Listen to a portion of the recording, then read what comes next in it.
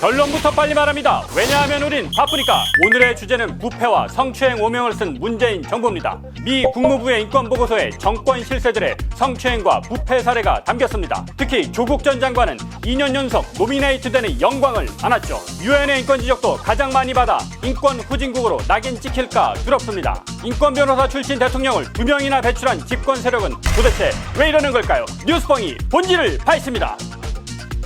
기회는 평등할 것입니다. 과정은 공정할 것입니다. 결과는 정의로울 것입니다. 개인이 나라를 위해 존재하는 것이 아니라 개인의 인간다운 삶을 보장하기 위해 존재하는 나라를 생각합니다. 그것은 모든 국민이 인간으로서의 존엄과 가치를 가지고 행복을 추구할 권리를 가지는 헌법 10조의 시대입니다. 우리 정부가 실현하고자 하는 목표입니다. 문제 해결의 가장 중요한 원칙은 피해자 중심주의입니다. 이거 뻥입니다. 공정과 정의, 개인의 존엄, 피해자 중심주의, 대통령의 정의와 인권은 선택적이었습니다. 박원순 피해자에 대한 2차 가해는 지금도 계속되지만 대통령은 침묵하고 있습니다. 지난주엔 피해자가 직접 입을 열었지만 극성 친문들이 또다시 돌을 던집니다. 심지어 박원순을 옹호하는 책까지 나왔죠. 이에 대해 진중권 전 교수는 저질러서는 안 될 범죄 행위다. 그렇게 번 돈이 목으로 넘어가냐고 따졌습니다.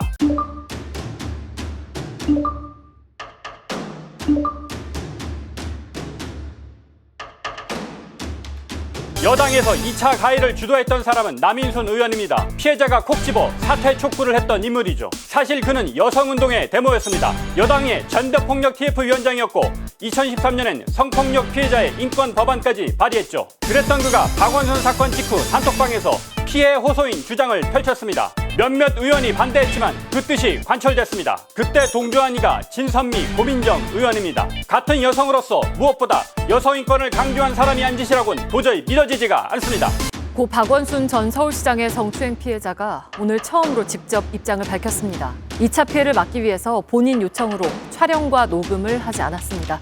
피해자는 지금도 큰 고통에 시달립니다. 대통령이 말한 피해자 중심주의를 전혀 보장받지 못하고 있죠. 6개월 전 서해에서 피살된 공무원도 마찬가지입니다. 두 사건 모두 국제사회가 우려할 만큼 중대한 사안이지만 정부 여당엔 해결 노력이 안 보입니다.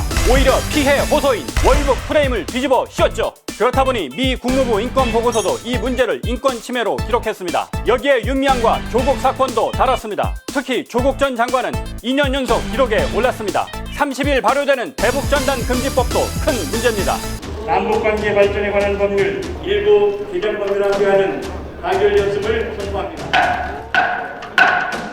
김여정이 법이라도 만들라라고 요구하지 않았다면 이러한 법을 만들 생각을 했을까요?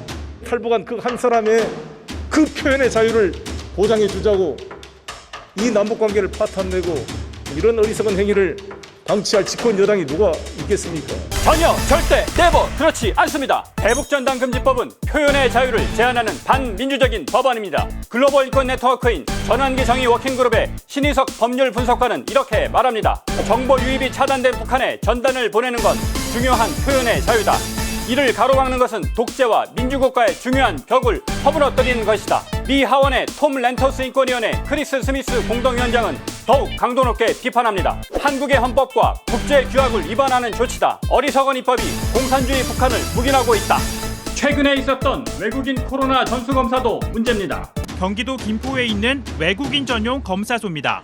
경기도가 모든 외국인 노동자에 대해 진단검사를 받도록 하자 문을 열었습니다. 서울시도 마찬가지입니다. 모든 외국인 노동자에게 이달 말까지 검사를 받으라고 지시했습니다. 정말 진짜 레알 믿기지 않습니다. 민주국가에서 대놓고 인종차별을 한다는 게 정말로 부끄럽습니다. 위험 요인은 감염에 취약한 노동 여건과 주거 환경이지 국적이 아닙니다. 과학적 방역을 하려면 취약한 조건에 내 외국인을 선제 검사하는 게 맞습니다. 이건 사회적 약자인 외국인을 낙인 찍고 희생양으로 만드는 것에 다름 아닙니다. 상황이 이렇다 보니 유엔의 인권 문제 지적이 계속 증가하고 있습니다. 문재인 정부 임기 동안 18번 문제 서한을 받았는데 이는 박근혜 정부 12번보다 월등히 많습니다. 같은 기간 르완다 3건, 콩고 12건보다도 많은 수치죠. 세계인권선언은 자유와 평등, 생명의 가치를 강조합니다. 고귀한 생명을 가진 인간은 자유롭게 태어났으며 그 권리는 모두 평등해야 한다는 뜻이죠. 우리 헌법 11조도 차별금지를 명시해놨습니다. 민주주의의 발전은 곧 인권 신장의 역사입니다. 집권 세력이 민주화 운동과 적폐청산, 검찰개혁을 내세운 것도 인권이 명분이었죠. 그러나 문재인 정부는 왜 인권의 핵심인 생명과 자유, 평등을 제대로 못 지키는 걸까요? 한 가지만 명심하십시오. 인권이 없으면 민주주의도 없습니다. 가짜로 막힌 속을 진짜로 뻥 뚫어드립니다.